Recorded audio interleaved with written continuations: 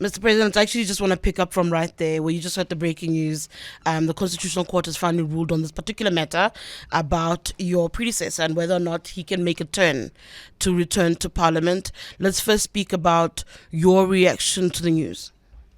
Well, the Constitutional Court has ruled, and as I've often said, that's the highest court in the land, and we've given the judiciary the right to arbitrate disputes amongst us in terms of our constitution. So they have come out with a ruling, and I note that ruling, and that is what it is.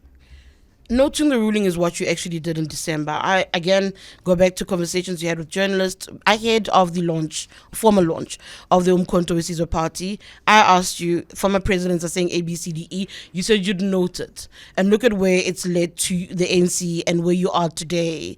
Should you have not dealt with that matter, particularly around former President Jacob Zuma, differently? Are there any regrets about that? We will not comment. Suddenly to commenting. Suddenly there is a question of suspension. Should this matter not have been handled differently by the ANC? Because it was already clear in December when he publicly spoke that he violated the ANC constitution, Yes. and yet as leaders of the party, you waited until much later to start considering action against him. Are you saying should we not have acted as the ANC? No, or as government? ANC. No, obviously as the ANC. Oh, no. As the ANC, I mean, obviously we have to follow the prescripts of our constitution. And the prescripts of our constitution that anybody who is a member must be given due process. There must be due process. And they must go through the various processes of hearings and all that, and representation. And so that is what we followed. So we followed our constitution to the letter. And we could not have done it any other way. If I was an ANC member, I'd actually say, as Clement just pointed out, the constitution is quite clear. It took a really, really long time for the NEC to decide to actually start relying on its constitution. You went from, we will not comment on this, we will not discuss this, Yes. to having random remarks being made in public engagements. Yes. And that's what the clumsiness in how this was being handled actually took place, is in different leaders.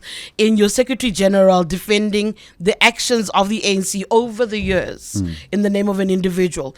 It was those mishaps before the ANC remembered it's got a constitution and it's quite clear about what the violations are. So it's all good and well for you today to speak about the constitution and what you've done, but you looked at the constitution many months down the road. Gee, I wish you could be an ANC member and insist on I'd rather on not. following the Constitution. My God, you're so good at it.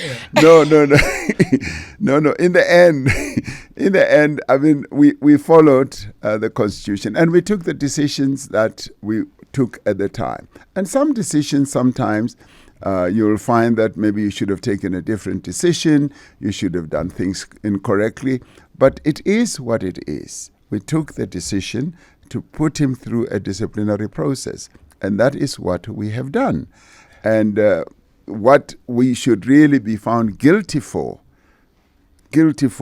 is to follow our constitution. And that I will concede that, yes, we are guilty for having followed the terms of our constitution. You're guilty for having started late. Gwede Mantashe was on the show a couple of months ago. I asked him a similar question, and he said, we don't want to be disrupted by somebody else. We are focusing on elections. And I said, but you can chew and walk at the same time. Who says when you are taking action against a leader who has clearly violated the constitution, that somehow takes you off campaigning? Gee, Clement and CD, I mean, I wish you could be ANC members, because you are really sticklers for the constitution. Just last we question would have on- real constitutionalists in the ANC with you. Just- No, but we took the decision that we took. And as I said, some decisions should have been taken earlier, some should have been taken later, but in the end, we have taken the decision. This is a very significant ruling coming out of the Constitutional Court. I saw the City Press reporting this weekend that there are concerns of threats of violence. There was a threat analysis that was compiled by the police, crime intelligence, SANDF, that state security agency, that there may be violence if certain parties or certain candidates are barred from contesting. How concerned are you about this particular ruling somehow instigating some kind of violence? I'm sure you've heard what the MK party members have been saying. I'm not concerned about this instigating violence. President Jacob Zuma should be the one person who should respect the rule of law. We have rule of law in South Africa that governs us. Once a constitutional court has decided that is it. And I mean, should there be any threat of violence, our security forces are ready to deal with that. And we will not even mince our words when it comes to something like that. We are going to move on, but I've got just one last quick one. Indeed. And it goes back to what I asked earlier about the decisions and when you make the decisions. Mm-hmm. Society, by and large, watching the development, the formation even, the idea that a former president of the ANC could go out and urge people to vote against the ANC, will say the ANC bent over backwards for many years. It undermined the very tenets of democracy that it put in place in order to protect this individual. It's not a question of what happened recently. It's a question of the many years of his leadership. It's a question of even the politicization of what happened in 2021, even managing what happens to him at every turn. The ANC has considered the individual at the cost of the republic. What says you to the public that's watching saying, actually, you deserve everything that you're getting as the ANC because you engineered the path towards this? Well, you know, Tidi, the ANC has seen a number of political parties springing up from people or by people who left the ANC. And it's not anything new. We've had many parties that were formed by a number of people. So, I mean, when you say we deserve this, I don't think that's an appropriate description, because in the end, people do what they want to do, and when they leave the party, recently we had a Secretary General who was expelled from the party, and he formed his own party. And now we've had a former president who has, before he was even through the process of a disciplinary process, gone to form his own party. So in the end, people choose what they want, but the ANC goes on. And we, in many ways, we even becoming stronger and stronger as people have left our family, and they think that by leaving our family we're going to be weakened, we're going to lose elections, and they are in for a surprise, because the members of the ANC family and its supporters are determined to ensure that the ANC continues leading this country. So your first term, Mr. President, is coming to an end. Yes. You may or may not return, depending on what happens after the 29th of May. I will return. You're confident you Yes, will return? I will. Now, when you started this term, you promised a new dawn. Mm-hmm. You promised to tackle corruption. Mm-hmm. We've seen it very much so and brazen during your presidency. Mm-hmm. You've promised to tackle the issue of sluggish economic growth. I mean, the economy is not moving at all, which then impacts another promise you made around unemployment. Over 8 million people are unemployed, and I think unemployment among young people is sitting at about 45%. That is not sustainable. When people look at the new dawn you promised and they look at the realities today, that may just be a pipe dream. Was it a pipe dream? What has your new dawn really brought for this country? Well, what we sought out to do when we got into office in this 6th term is to move South Africa ahead. And as we sought to do so, a number of headwinds then started, in a way, detracting us from our march forward. We had state capture to deal with, and state capture which, by the way, we have stopped. State capture was an overriding process which had weakened state institutions, including the criminal justice institutions. It had also weakened our state-owned enterprises in ways that really debilitated, and Eskom and Transnet and PRASA are really good examples of all that. So state capture was one of the key headwinds. The second one was COVID. But then we had to deal with COVID, which descended on our country and indeed the world soon after the sixth administration started. And then we had the floods. Then we had the unrest in July 2021. And but the other one that I mentioned, which people may want to pay less attention on, is gender-based violence. Gender-based violence during my term really reared its head to a point where we had to heed the cries of the women of this country and set up or came up with a national strategic plan, which we're implementing and pouring quite a lot of money into. And then, of course, unemployment also has been going up because of a weak economy, because many of these events really weakened the economy.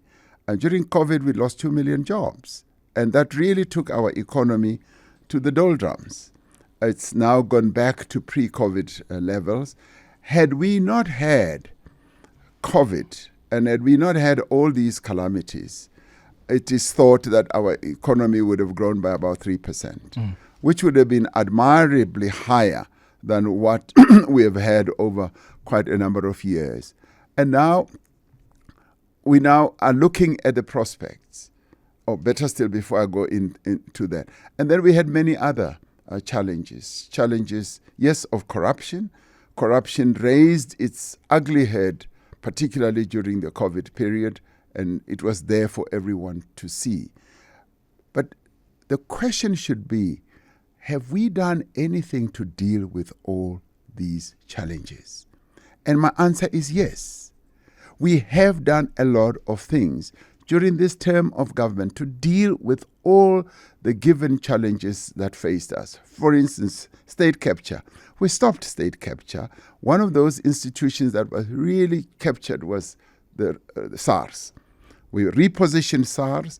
We expelled the CEO of SARS, and we repositioned it. And today, it is now returning to its glory days of being a really efficient tax collector amongst some of the best in the world. And the NPA, which was also captured, we've restored it to a very good, healthy state, and it's really getting on with dealing with cases of corruption. And and even other commentators, they say that, Corruption Watch, which is an organization that is a real hawk on corruption, they've said that during this term, they have seen incidents of corruption going down. What did we do with the PPE corruption? We set up a system where we got government to work together. We set up the fusion system entity that is now looking at everything from all angles that has to do with corruption. What have we done with our state-owned enterprises? We are revamping them. Eskom, we are restructuring Eskom so that it can deliver, energy to our people in a better way. We've really opened up the energy sector for independent players so that they can invest. Already 170 billion rand has been invested in renewable energy. And this has happened during this term. What we've sought to do is to really reposition our country for growth.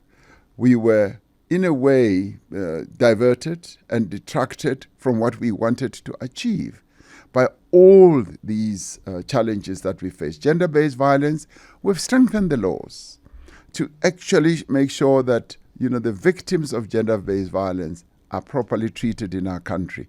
So all in all, the question should be asked, faced with all these challenges, did you do anything? And my answer is yes. And right now, there are economists who are saying South Africa is now becoming more and more bullish. And with our coming budget surplus, they're saying we're becoming more and more bullish. The macroeconomic environment, have we managed it well? Yes, we have managed it well. Because in the end, that is what determines the lives of our people. Are we dealing with debt? Yes, we are dealing with debt, and we are going to see debt beginning to taper down. So all these overarching challenges we've had to tackle. And believe you me, even the issue of unemployment, We lost 2 million jobs. We've regained most of those jobs.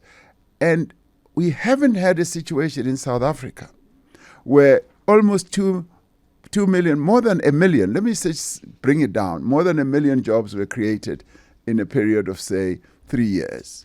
And we've had that. What are we doing with the employment of young people? We've set up a number of initiatives, many initiatives that can bring in young people. Mm-hmm. And a number of them are, we set up the presidential employment stimulus, which brought in 1.7 million people, young people, middle-aged people, and slightly older people, into a variety of functions. Yes, those were opportunities, but they were opportunities that lasted a year and more. And that, in effect, means that a lot has been done in the past 5 years.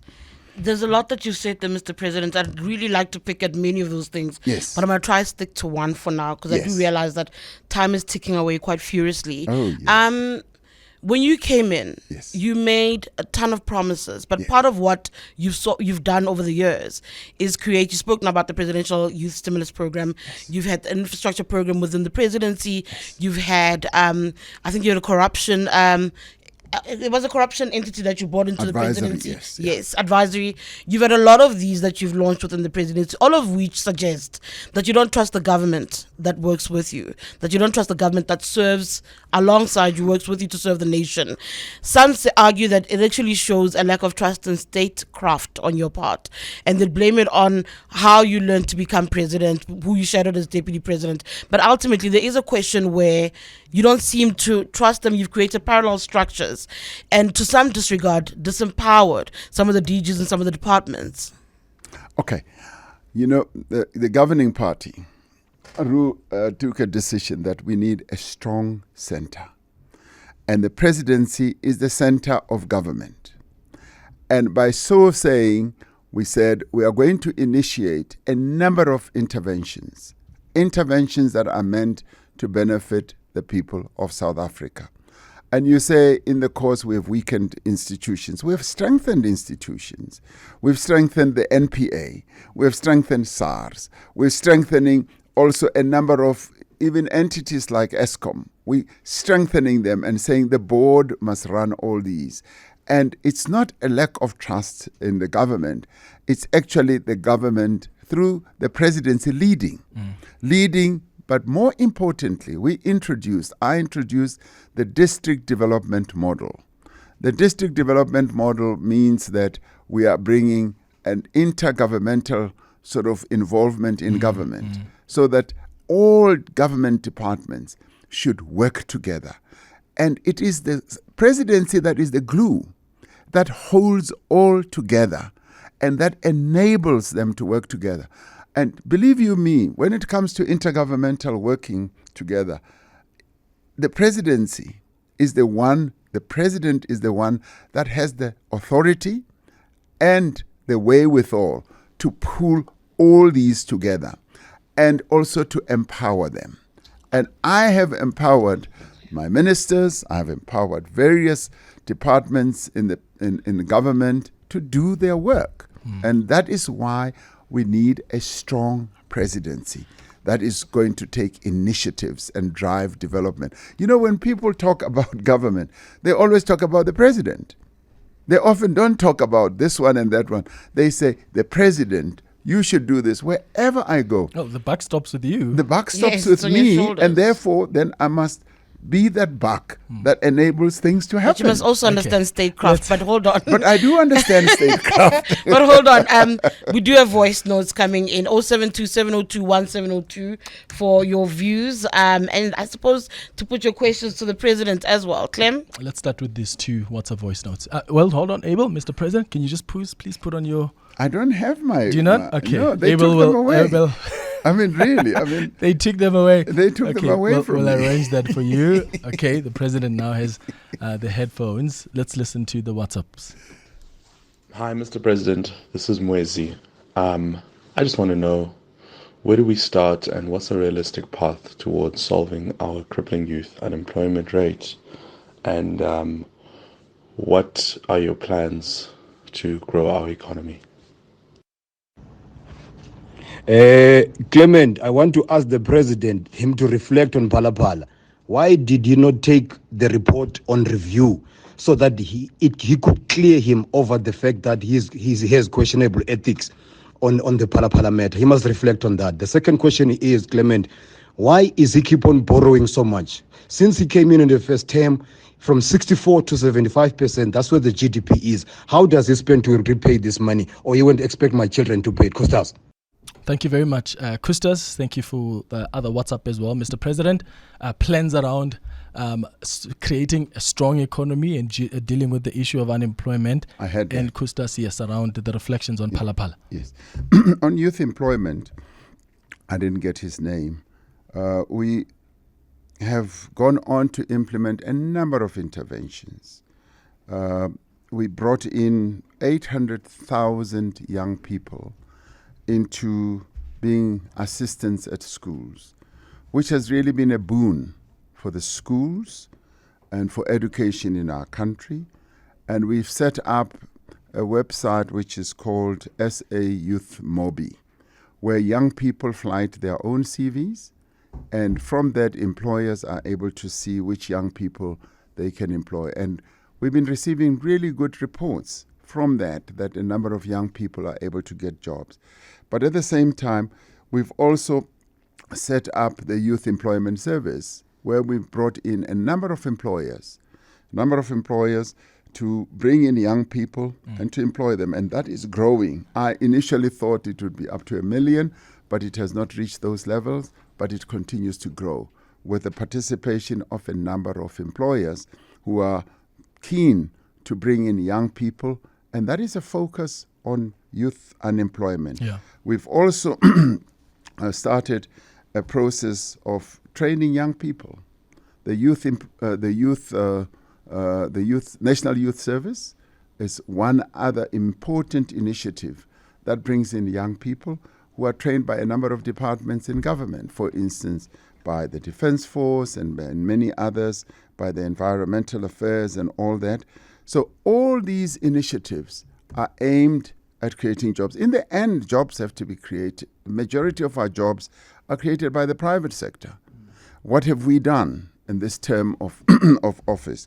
We've embarked on a number of reforms that are going to enable investors to come to our country and invest. That is why today some economists are saying South Africa is looking more bullish.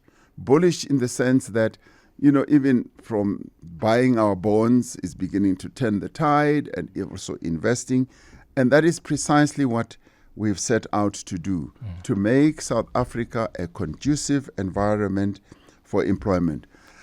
And the next question asked about Palapala issue. We've dealt with Palapala, and the various agencies have dealt with it, and they have come up with their own conclusions. And I said right from the beginning, I'm not even going to interfere. I'm not even going to take any move. They will, in the end, determine exactly what the situation is. So that will be my answer on that. And he says, well, I should have taken it on review or whatever. And there have been many court processes and various investigations. And I think that it should suffice. And on the issue of the debt, he also raises the issue of the debt and saying that we've just been seeing debt going up and increasing. And he is right. Our debt servicing costs are now equal to what we spend on education and health. And that is something that, we want to reverse. We want to reverse that, and we're managing our debt as tightly as we possibly can. And we're not even saying that, future generations should pay for the debt. We want to reduce the debt, and the initiatives that we are going to take are going to lead to that. Now, debt reduction, in the end, really revolves around our revenue. When our revenue is high, then we have less reason to go and raise debt. The needs of our people keep rising. They keep rising in health, in education, everything keeps going up, and we have to meet that. We have to fund that. And we don't go and borrow money just because we want to borrow money. It's because there is a deficit. between our revenue collection as well as our expenditure. And you have got to meet that. Much as we lower our expenditure as much as we possibly can and almost cut to the bone, we still have a deficit. And that deficit needs to be funded. And the only way we can fund it is to get debt. But we also want to manage the debt that we incur. Yeah, I'm going to go to another call in a moment, but just a follow-up on your response on Phala Phala. The Sudanese businessman said he had wanted a refund at some point because he paid the money, but he didn't have the buffaloes delivered. Has your farm paid him back that money? Well, because he has a claim. He has a clear claim, and it's a claim that needs to be met, and we are in the process of dealing with that claim. By dealing with it, you mean repaying the money? Oh, yes, we have to. Okay. You nearly resigned because of the scandal, Mr. President. What changed your mind? Did I really? I spoke to two of your best friends on the show who said they managed to convince you. And also, never mind that, your Secretary General, Fikile Mbalula, again, in public said they stopped you from resigning. Really? One is to ask not only what changed your mind, but how do you expect the electorate to trust that as you're asking for them to vote for the ANC with you as the presidential candidate? Yes. They must trust that you'll see to 5 years, that you will stick around and not quiet quit or not quit on us as a nation, but actually be up for serving till the end of your term if you're voted back into power. I will be voted back into power, CD, and many may not like this, but it's going to happen. And I will serve my term. And serve is the operative word, serving the people of South Africa with the best that I can give in the remaining years of my life.